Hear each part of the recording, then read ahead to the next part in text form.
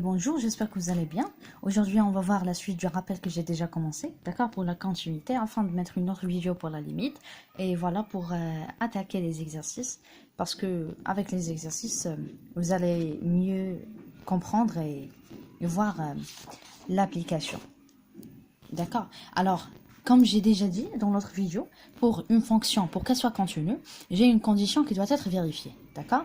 Donc, cette condition, c'est comme suit. Alors, on dit que f est continu en x0. D'accord. Ceci équivaut à quoi?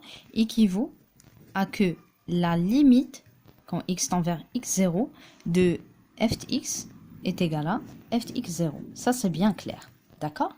Mais on peut aussi parler de la continuité à gauche et à droite. D'accord? Pour la continuité à gauche et à droite, on parle de calcul limite quand x tend vers x0. J'espère que c'est clair. x0 plus, d'accord, f de x. Et je dois y avoir f de x0, la même condition. Ça pour dire qu'elle est continue à droite. D'accord? Mais aussi la limite quand x tend vers x0 moins de f de x. Et si j'ai le f de x0, ceci implique qu'elle est continue, que notre fonction f est continue à gauche en x0. D'accord? Pas la peine de continuer la phrase. Voilà. Et si ces deux conditions étaient vérifiées, on peut dire que voilà, que f est continue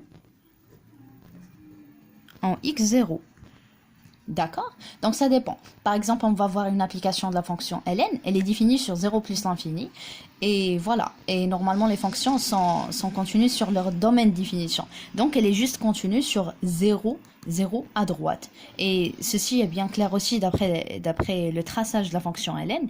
Vous allez voir qu'elle est juste continue en 0, mais juste à droite. D'accord? Voilà, grosso modo. Donc, si on veut parler de quelques domaines de continuité des fonctions, en général, pour les polynômes, là où je ne dois pas y avoir de racine, d'accord, ni de valeur absolue. Polynôme, avec x, par exemple, x à la puissance 3 moins 2x carré plus 1, quelque chose pareil, toujours, leur domaine de continuité, c'est R. D'accord? Pour les fonctions rationnelles, par exemple, je dirais f de x est égal à le x sur le x plus 1.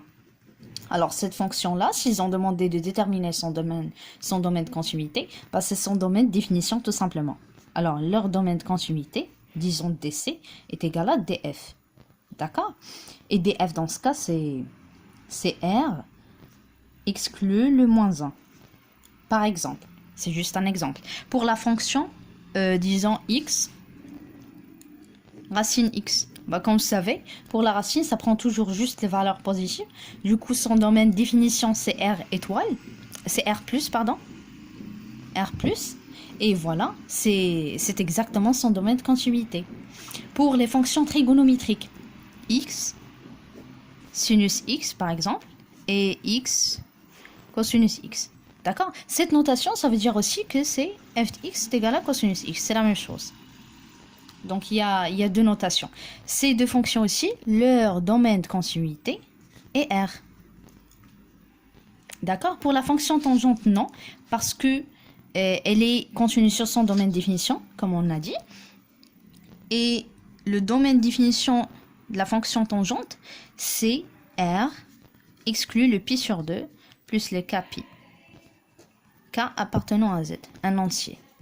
D'accord? Donc ça, c'est grosso modo pour quelques domaines de continuité de ces fonctions-là qu'on vient de voir. Voilà. Je vais mettre une vidéo suivante, d'accord? Pour ne pas vous prendre beaucoup de temps. Une autre vidéo pour la continuité des fonctions. Et voilà. Merci.